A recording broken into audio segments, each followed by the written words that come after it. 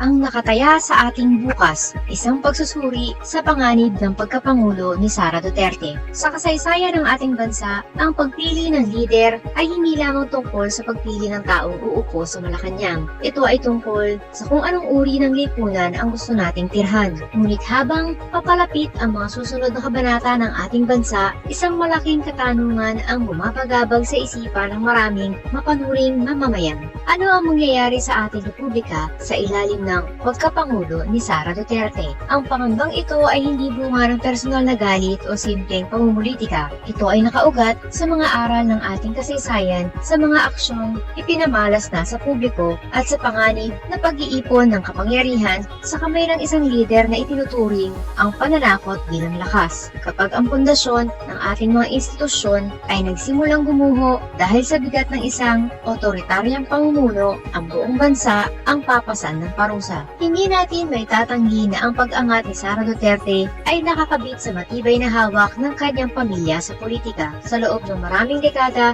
ang Pilipinas ay pinahihirapan ng mga dinastiyang pampolitika. Ito ang sistemang pumapatay sa tunay na kompetisyon at ginagawang pamana ang pamumuno sa halip na isang pribilehiyo na dapat pagtrabahuhan. Kapag ang kapangyarihan ay nagiging minamana, unti-unting nawawala ang pananagutan. Nasasanay ang mga botante na tanggapin ang pagpapatuloy kaysa sa kakayahan. Sa ganitong sistema, ang katapatan sa apelyido ay nagiging mas mahalaga kaysa sa masusing pagsusuri sa plataporma. Hindi ito katatagan. Ito ay pagkabulok ng demokrasya kung saan ang institusyon ay nagiging sunod-sunuran sa interes ng isang pamilya. Ang panganib dito ay ang paglikha ng isang political monopoly kung saan ang mga sangay ng gobyerno na dapat ay nagsisilbing tagapuna o check and balance ay nagiging mga kakampi na lamang ng nasa kapangyarihan. Sa huli, ang boses ng ordinaryong mamamayan ay nalulunod sa ingay ng mga makapangyarihang pamilya. Sa kanyang buong karera ay pinamalas ni Sara Duterte ang isang estilong palaban at madalas ay may paghamak sa mga kritiko. Marami ang humahanga rito at tinawag itong pagiging desidido. Ngunit sa mas malalim na psikolohiya, ito ay refleksyon ng otoritaryang pag-iisip, ang paniniwala na ang mabilis na resulta ay sapat na dahilan para iwasan ang tamang proseso ay isang mapanganib na landas. Ang tunay na matibay na lider ay hindi kailangang manahimik ng oposisyon. Siya ay namumuno sa loob ng hangganan ng batas. Ipinapakita ng kasaysayan na ang demokrasya ay hindi guguho sa isang iglap. Ito ay unti-unting pinahihina kapag sinisira ang checks and balances sa ngalan ng kaayusan. Kapag ang mga institusyong dapat sumisita sa Pangulo ay naging mga tau-tauhan na lamang, doon nagsisimula ang pagbagsak ng kalayaan ng bawat mamamayan. Ang kamay na bakal ay madalas nauuwi sa pagpiga sa leeg ng mga mahihina habang ang mga kaalyado ay nananatiling protektado. Hindi may kakaila na ang pangalang Duterte ay may mabigat na anino ng mga aligasyon ng extrajudicial killings at sistemang kawalan ng pananagutan. Sa ilalim ng isang administrasyon, Sara Duterte may seryosong takot na magbalik ang estilo ng pamamahala kung saan ang shortcut sa hustisya ay nagiging pamantayan. Kapag ipinaramdam ng Estado na ang pagsunod sa batas ay opsyonal lamang para sa mga nasa itaas, dumarami ang pang-aabuso sa ibaba. Napopolitisa ang pulisya. Imbes na protektahan ang tao, nagiging instrumento sila ng pananakot laban sa sinumang itinuturing na kaaway ng administrasyon. Napipressure ang hudikatura. Ang mga korte ay nahihirapang magbigay ng tunay na hustisya dahil sa takot sa pagganti ng ehekutibo o ng pag-alis ng pondo sa kanilang mga opisina. Nawawala ang tiwala kapag ang takot ang naging kasangkapan ng gobyerno, walang lipunang tunay na uunlad. Ang katarungan ay nagiging pribilehiyo ng ilan sa halip na karapatan ng lahat. Ang pag-iwas sa pandaigdigang pananagutan tulad ng investigasyon ng International Criminal Court ay nagbibigay ng mensahe sa mundo na ang Pilipinas ay hindi sumusunod sa mga global standards ng karapatang pantao. Ito ay naglalagay sa atin sa hanay ng mga bansang itinuturing na pariah o iniiwasan ng sibilisadong mundo. Ang panganib ay hindi lamang nasa loob ng bansa. Ito ay umaabot hanggang sa ating relasyon sa mundo. Ang kumpiyansa ng mga mamumuhunan ay nakasalalay sa tatlong bagay: katatagan, transparency, at paggalang sa batas. Ang mga negosyante ay natatakot magpasok ng kapital sa isang bansang ang batas ay nagbabago depende sa mood ng leader. Ang pagbabalik ng estilong Duterte na puno ng pabigla-biglang desisyon at pag-atake sa mga kaalyadong bansa ay maaaring magdulot ng kawalang katiyakan sa ating ekonomiya. Maaaring magdulot ng panandaliang political gain ang mapusok na tindig, ngunit ang pangmatagalang pinsala nito ay papasarin ng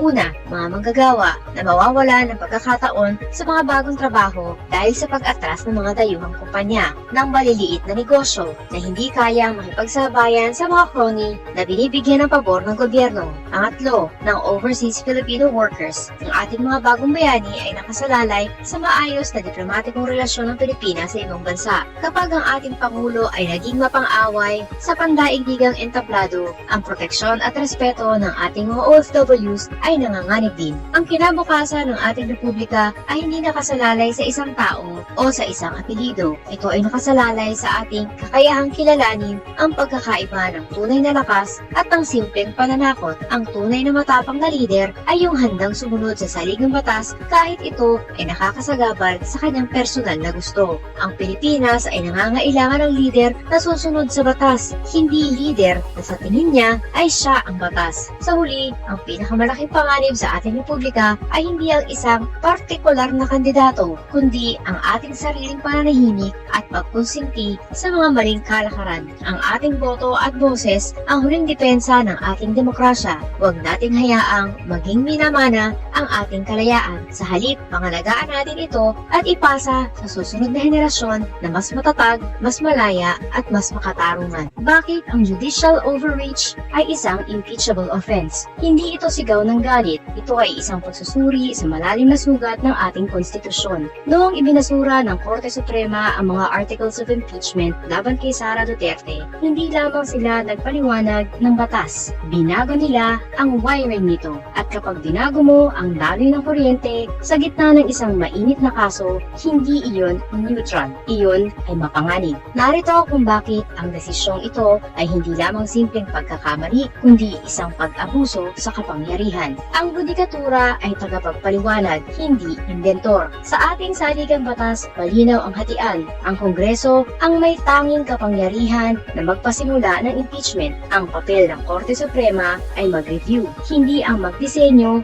ng mga bagong patakaran. Ngunit sa kasong ito, nag-imbento ang Korte ng mga teknikal na hadlang na wala naman sa konstitusyon. Ginawa nilang initiation o simula na ng proseso ang paghahain pa lang ng papel, kahit hindi pa ito nare-refer sa komite o napag-uusapan sa plenaryo. Kapag ang Korte ay nagdadagdag ng mga requirement na wala sa batas, tumitigil ito sa pagiging hukom at nagiging mambabatas, isang kapangyarihang hindi nila hawak. Ang 1-year bar bilang bitag, hindi parangga. Ang batas na nagbabawal ng higit sa isang impeachment sa loob ng isang taon o 1-year bar ay nilikha bilang parangga laban sa pag-aabuso. Hindi ito nilikha para maging cloak of immunity o proteksyon sa mga inaakusahan. Dahil sa ruling ng korte, ang paghahain ng isang depektibong reklamo na itinabilang sa sulok ay sapat na para isara ang pinto sa loob ng isang taon. Isang papel lang nakalabas na sa bitag ang makapangyarihan.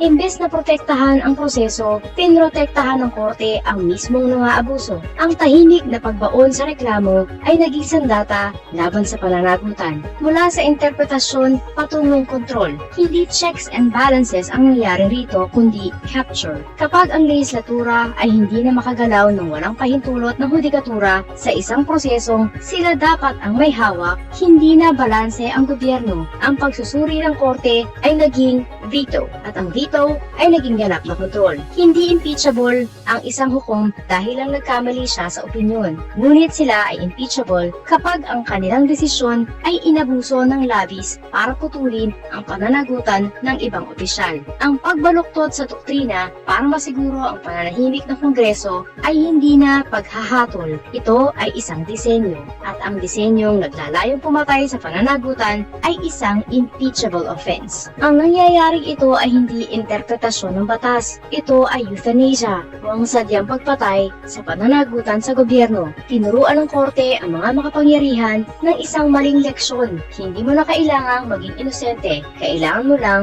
ng tamang timing. Hindi ito pag-atake sa hudikatura, kundi pagtatanggol sa konstitusyon laban sa mga lumalabag dito habang hawak ang maso ng hustisya. Kapag ang mga sumumpang magbabantay sa pananagutan ang siya mismong naglilibing dito, may isa na lamang tayong remedyo. Kailangan nilang sumagot sa ilalim ng panunumpa, sa harap ng liwanag at sa harap ng taong bayan. Traidor sa sariling dagat, bakit dapat parusahan ang mga spokesperson ng China sa gobyerno? May mga sandaling sinusubok ang isang bansa, hindi ng bomba o bala, kundi ng katahimikan ng sarili nitong mga pinuno. Habang binabangga ang ating mga barko, habang binubugahan ng water cannon ang ating mga mangingisda, at habang tinatabunan ng semento ang ating karagatan, may mga opisyal tayong maririnig na nagsasabing, okay lang, hindi yan diplomasya. Iyan ay tunog ng watawat na dahan-dahang tinitiklop ng may paggalang at pagkukusa. Panahon na para itanong, bakit walang legal na parusa para sa pagsukong pilit na itinatago sa anyo ng katwiran? Totoo, mayroon tayong freedom of expression. Pero kapag ikaw ay opisyal ng gobyerno, hindi ka na pribadong mamamayan.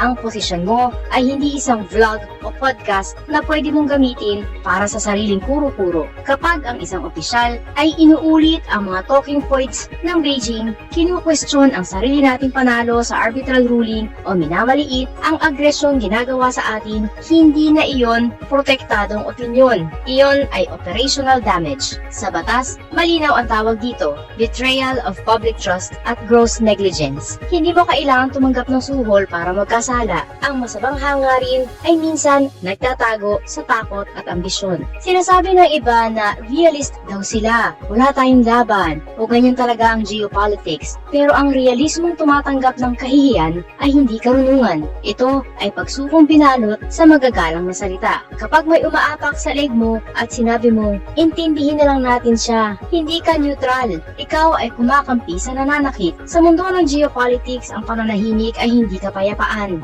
Ang bawat palusot ay nagiging permiso para lalo tayong apakan. At kapag ang sariling gobyerno ang nagbibigay ng permisong ito, ang talo ay hindi lang teritoryo, kundi ang ating dignidad bilang bansa. Bakit dapat kumilos ang batas? Hindi sapat ang cancel culture sa internet. Ang kapangyarihan ay hindi natatakot sa alaala. Natatakot ito sa parusa. Kung pinaparusahan natin ang mga opisyal na nagnanakaw ng pondo, bakit hindi natin parusahan ang mga sistematikong pagtatanggol sa umaabuso sa atin? Dapat magkaroon ng administrative sanctions para sa mga opisyal na sumisira sa polisiya ng estado at sa batas internasyonal. Dapat magkaroon ng criminal liability kapag ang masamang hangarin ay nagpapahina sa ating pambansang seguridad. Dapat magkaroon ng permanent disqualification para sa mga paulit-ulit na umaakto bilang unpaid spokespersons ng dayuhan. Hindi nagsisimula ang pagkatalo sa gitna ng digmaan. Nagsisimula ito sa mga paliwanag kung bakit hindi na natin dapat ipagtanggol ang sarili nating bakuran. Walang tangking dumaong sa ating dalampasigan, pero ang mga palusot ay nakapasok na.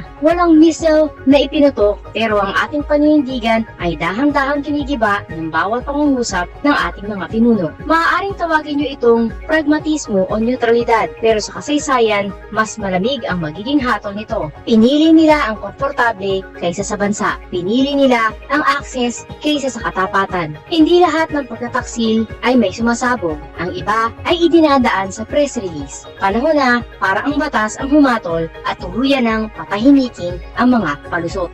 Yultong ang ating sagot. Bakit hindi kailanman dapat turuan ang Pilipino na lumuhod? Ang labanan sa Yultong ay hindi lamang isang kwento ng nakaraan. Ito ay isang aral para sa kasalukuyan. Noong Abril 1951, sa gitna ng Korean War, 900 na sundalong Pilipino mula sa 10th BCT ang humarap sa libu-libong Persa ng China. Bagamat napapalibutan, kulang sa armas, at tila wala ng pag-asa, tumanggi silang sumuko. Pinigilan nila ang pag-atake ng kaaway at ipinakita sa mundo kung bakit tayo tinawag na The Fighting Filipinos. Ipinakita sa Yultong na ang disiplina, tamang taktika, at malinaw na paninindigan ay kayang talunin ang pananakot. Ngayon, habang muling nararanasan ng ating Philippine Coast Guard ang panunupil sa sarili nating karagatan, ang tunay na panganib ay hindi ang provocation o pag-uudyok, kundi ang pagsukong nagkukunwaring pag-iingat. Ang pagsuko ay hindi diplomasya. May mga personalidad at influencers na pilit tayong tinatakot na huwag galitin ang China o nilalait ang ating mga patrol sa dagat bilang kawalan ng ingat. Huwag kayong magpaloko. Hindi ito estratehiya. Ito ay pag-iensayo para sa tuluyang pagsuko.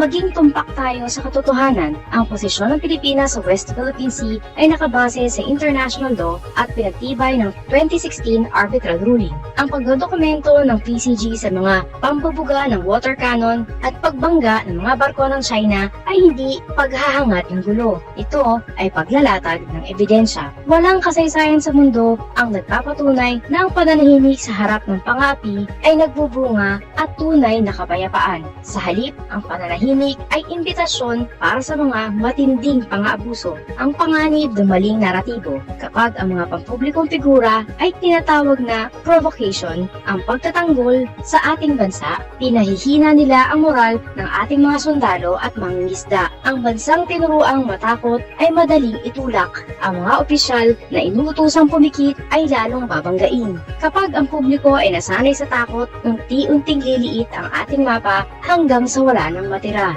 Ang pagpuna sa ganitong defeatist na pag-iisip ay hindi paghahanap ng away. Ito ay paglilinis ng ating kaisipan bilang mga mamamayan. Ang pagtatanggol sa soberenya ay hindi opsyon. Ito ay mandato ng ating konstitusyon. Itinuro ng Yultong ang isang marangal na katotohanan. Ang pagtindig sa sariling karapatan ay hindi paghahanap ng gulo, kundi pag-iwas sa mas malaking kapahamakan. Ang 10th DCT noon ay hindi naghanap ng away, ngunit pinigilan nila ang pagkawasak ng kanilang hanay. Ang katumbas nito ngayon ay ang ating disiplinadong presensya sa dagat, pagpapaigting ng mga alyansa at tapat na paglalabas ng katotohanan. Maaari tayong maging mahinahon nang hindi nagiging sunod-sunuran. Maaari tayong maging matatag nang hindi nagiging mangmang. Kapag ang pagsuko ay ibinebenta sa inyo bilang realismo, sagutin niyo ito ng ating kasaysayan. Kapag ang takot ay pilit ginagawang karunungan, sagutin niyo ito ng batas. At kapag may mga boses na nag-uutos sa inyong yumukod, ang isagot niyo ay Yultong. Napatunayan na ng mga Pilipino sa harap ng mas matitinding pagsubok na ang tapang na nakaangkla sa prinsipyo ay kayang baguhin ang tadhana. Ang tanong ay hindi kung susubukin tayo ng China, kundi kung maaalala ba natin kung sino tayo kapag nangyari iyon. No work, no pay sa Kongreso, hustisya para sa taxpayers, o political drama lang. Sa mundo nating mo ordinaryong manggagawa, simple lang ang batas ng buhay. Fair day's wage for a fair day's labor. Kapag hindi ka pumasok sa opisina o pabrika, asahan mong bawas ang sahod mo. Walang trabaho, walang bayad. Pero bakit tila iba ang takbo ng mundo sa loob ng batasang pambansa at Senado? Habang ang mga Pilipino ay nagkakandahirap sa pagtatrabaho, ang ating mga mambabatas ay kampanteng sumasahod na humigit kumulang 300,000 piso kada buwan, pumasok man sila o hindi. Hindi na bago ang reklamo tungkol sa mga mambabatas na bihirang makita sa session hall. Nariyan si Senador Bato de la Rosa na balitang hindi na nakita sa Senado simula pa noong Nobyembre 2025. Nariyan din si Representative Paulo Duterte na madalas ding absent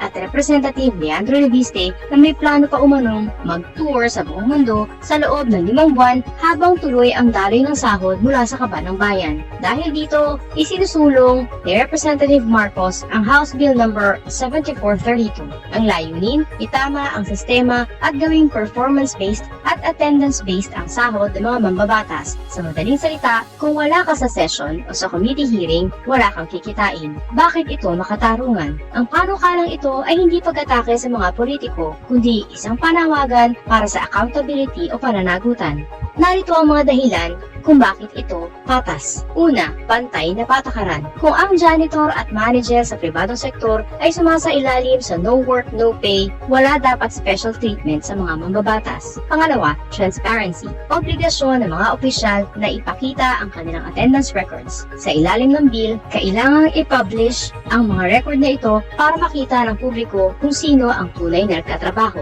Pangatlo, proteksyon sa may sakit. May mga safeguards naman. Hindi kakaltasan ng sahod kung ang dahilan ng pagliban ay valid, gaya ng pagkakasakit o official business. Paano nito babaguhin ang politika? Kapag naging batas ito, malaki ang magiging epekto nito sa ating kinabukasan. Mas aktibong batasan, mapipilitan ang mga mambabatas na dumalo sa mga deliberasyon. Mas maraming present, mas mabilis ang pagpasa ng mga batas na kailangan ng bayan. Disiplina sa oras, hindi uubra ang pasulpot-sulpot lang o yung clock in lang tapos aalis din agad. Kailangan matutukan din ang issue ng mga late at mga hindi tumatapos ng session. Kalinisan sa eleksyon, mababawasan ang mga taong tumatakbo lang para sa sahod at prestihiyo. Ang may iwan ay ang mga handang mag-alay ng oras para maglingkod. Ang serbisyo sa bayan ay hindi isang part-time job na may full-time salary. Ang perang ibinabayad sa ating mga mambabatas ay galing sa pawis ng bawat taxpayers, mula sa mga guro, driver, hanggang sa mga call center agents. Hindi makatarungan na ang mga gumagawa ng batas ang unang lumalabag sa prinsipyo ng kasipagan. Ang House Bill 7432 ay isang magandang simula upang ipakita na sa bagong Pilipinas, walang sino man ang above the law, kahit pa ang mga gumagawa nito. Ang tanong na lang, handa ba ang ating mga mambabatas na kaltasan ang sarili nilang bulsa para sa kapakanan ng hustisya? Ang pagbaklas sa mga kasinungalingan ng mga pro-China trolls at agents. Pagod ka na ba sa paulit-ulit na script ng mga trolls at agents ng China sa social media? Yung mga linyahang tila sadyang ginawa para lituhin tayo, pahinain ang ating paninindigan at gawing normal ang pagsuko? Hindi aksidente ang mga lies na ito. Ito ay koordinado at sadyang idinisenyo para mapagod tayo at tuluyang manahimik. Pero sapat na, tama na, panahon na para maging pro-Filipino.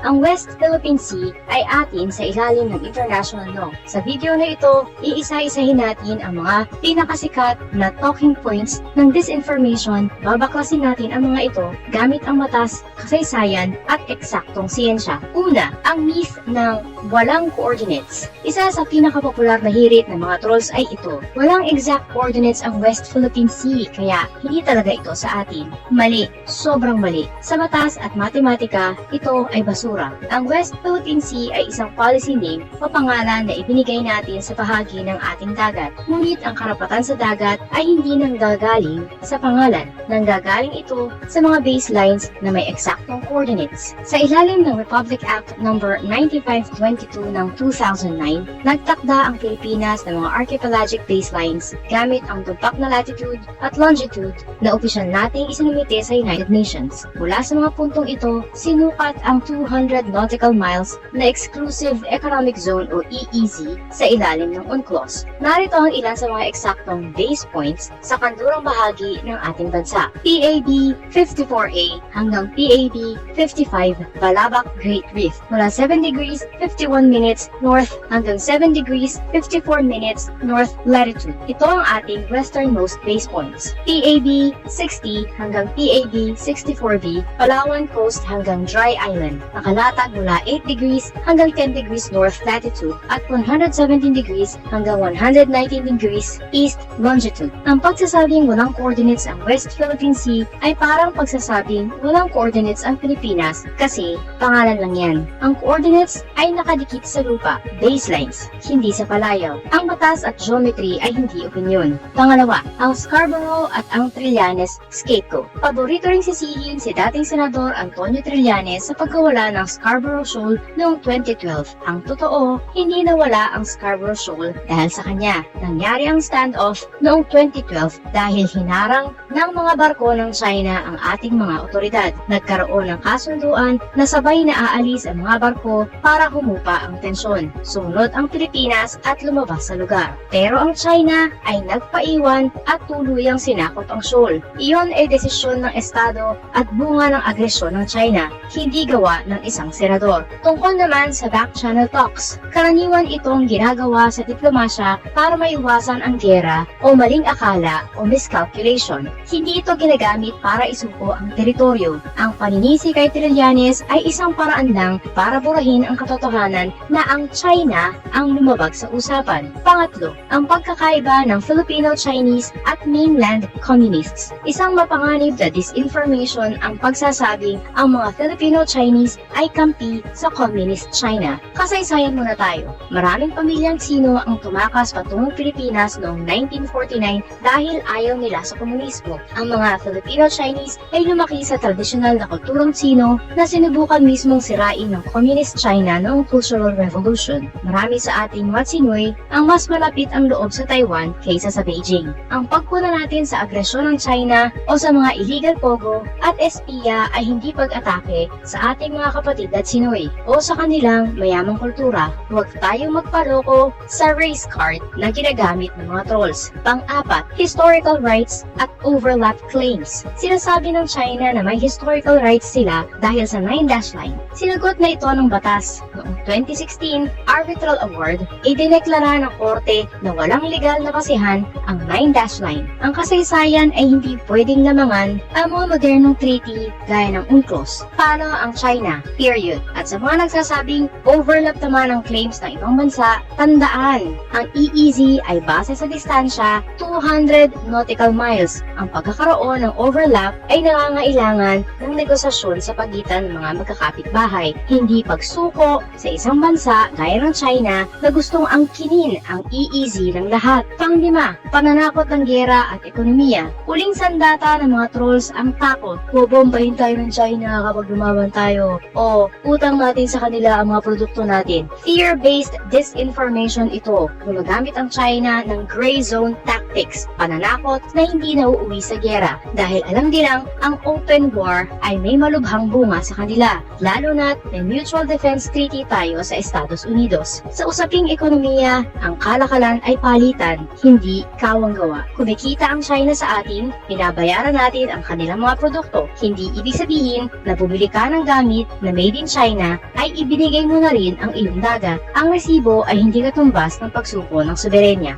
Huwag tayong magpakauto-uto sa mga DDS at pro-China trolls. Tandaan, binabayaran ang ilan sa kanila para kumbinsihin kang isuko ang iyong karapatan sa sarili mong teritoryo. Hindi sulit ang bayad sa kanila kumpara sa kinabukasan ng ating dagat at ng mga susunod na henerasyon. Ang West Philippine Sea ay hindi lang tubig at bato. Ito ay pagkain, enerhiya at dignidad ng Pilipino. Kapag may nakita kang troll, isampal mo ang coordinates, isampal mo ang batas. Ang panahimik natin ang kanilang layunin. Huwag natin silang pagbigyan. Butas-butas na palusot ng China. Bakit panalo pa rin ang Pilipinas sa arbitral ruling? Kamakailan, naglabas ng pahayag ang Chinese Embassy sa pamamagitan ni Huawei. Ang gist, hindi raw kinikilala ng China ang desisyon ng Arbitral Tribunal noong 2016 dahil may exception daw sila sa ilalim ng batas. Pero kung susuriin ang katotohanan, ang mga hirit nila ay hindi lang kulang sa basihang legal, kundi sadyang mapanlin lang. Narito ang simpleng paliwanag kung bakit tablado ang mga argumento ng China.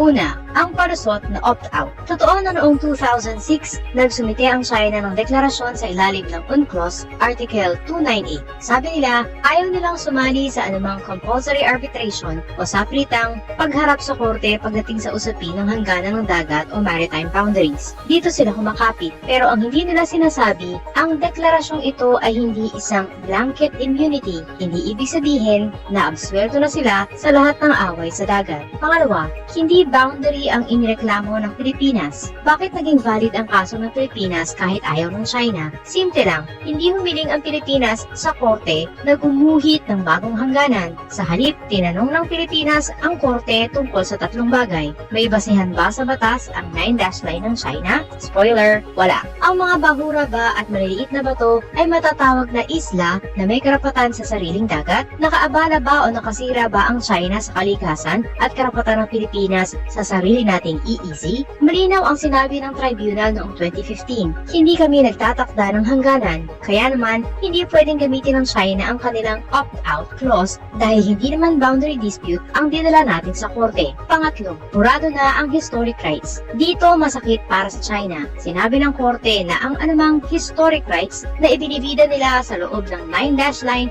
ay wala ng bisa. Noong nag-ratify ang China sa UNCLOS, tinanggap nila ang mga bagong patakaran, hindi pwedeng gumawa ng sariling rules base sa kasaysayan na wala namang pruweba sa ilalim ng modernong batas ng dagat. Pang-apat, bakit binding o obligado ang China? Sabi ng China, dahil hindi sila sumali sa trial, hindi sila susunod. Mali, sa ilalim ng Article 296 ng UNCLOS, ang desisyon ng korte ay pinal at kailangang sundin. Ang hindi pagsali ng isang bansa ay hindi nagpapawalang bisa sa hatol. Nang pirmahan ng China ang UNCLOS, pumayag sila sa mga patakaran nito, kasama na ang posibilidad na mademanda sila. Hindi lang basta usaping legal ito, usapin din ito ng respeto. Ang bastos at mayabang na tono ng mga opisyal ng China sa loob mismo ng ating bansa ay hindi dapat palampasin. Tama lamang na tumindig ang DFA para sa ating dignidad. Sa madaling salita, ang batas ay para sa lahat. Hindi pwedeng gamitin ang UNCLOS kapag pabor sa iyo at talikuran ito kapag ikaw na ang nahuhuling dumalabag. Ang West Philippine Sea ay atin at ang batas internasyonal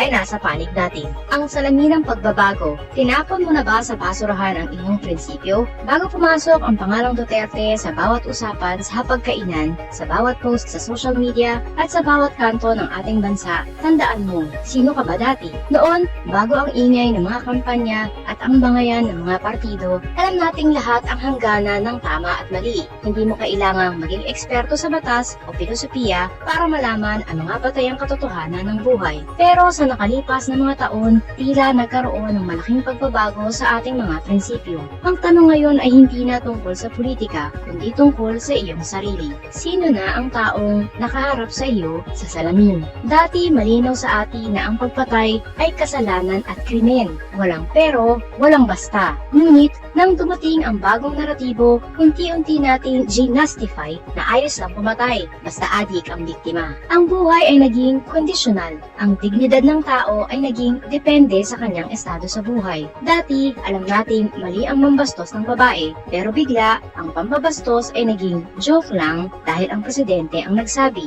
Ang kabastusan ay binansagang machismo at ang kawalan ng galang sa kababaihan ay naging katanggap-tanggap sa ngalan ng katatawanan. Dati, iginagalang natin ang Diyos, ngunit napanood nating tawaging stupid ang may kapal at sa halip na magalit, hinahanapan natin ito ng rason para maging honest na pahayag lamang. Hindi lang tayo naging tolerant sa mali, pinalitan natin ang kahulugan nito upang magmukhang maganda. Ang dati mga bisyo ay naging mga virtue o mabuting katangian na ngayon sa iyong paningin. Ang pumapatay ay binansagang matapang, ang nambabastos ay tinawag na macho, ang lumalabag sa batas ay sinabing madiskarte, ang kumakampi sa dayuhan laban sa sariling dagat ay itinuring na praktikal. Ang karapatang pantao, ang due process, privacy at kalayaan na dati ay atin ipinaglalaban ay biglang naging abala na lamang sa gobyerno. Ang mga bantarang kamatayan sa telebisyon ay naging normal na bahagi ng ating gabi-gabing balita. Tumingin ka muli sa salamin. Ang taong nakikita mo ba ay ang taong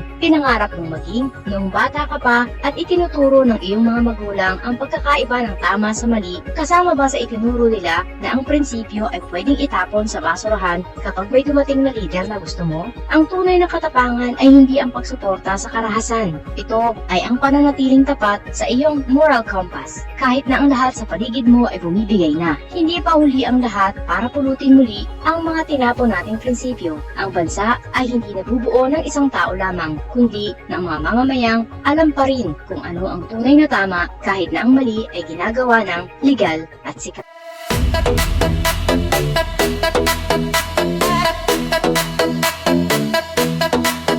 Takot na ang mga aso, dumarating ang mga kaso, sila ay sinusundo na, dadalhin sa tatay nila.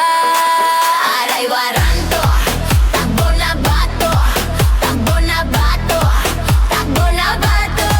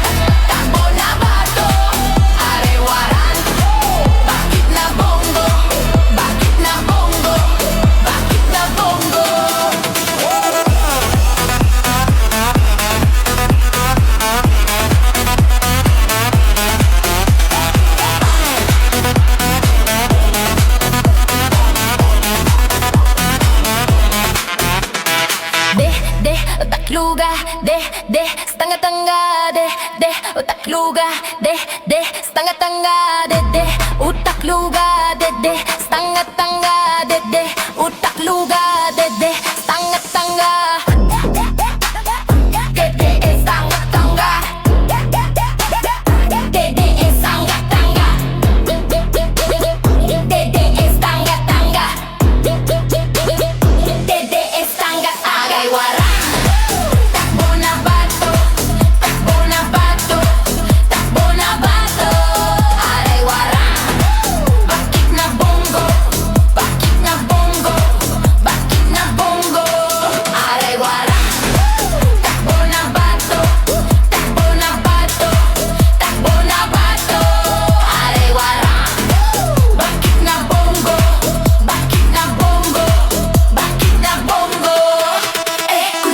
Betlog, tatay yung karton, kuduro yung betlog, tatay yung karton, kuduro yung betlog, tatay yung karton, kuduro yung betlog, tatay yung karton.